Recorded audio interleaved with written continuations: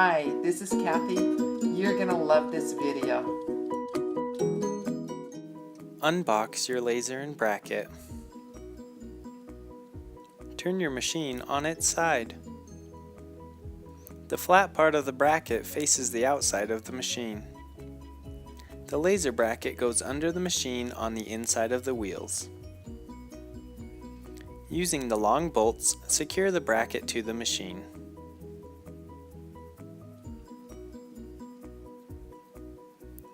Use a 4mm Allen wrench to tighten the screws. With the rounded piece on top, secure the cylinder to the laser bracket.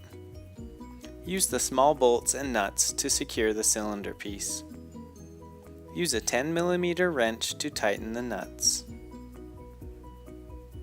Attach the laser C-clamp to the cylinder. The laser bracket will ride on the inside of the carriage. Plug the laser into the back handles. You are now ready to use your laser and bracket.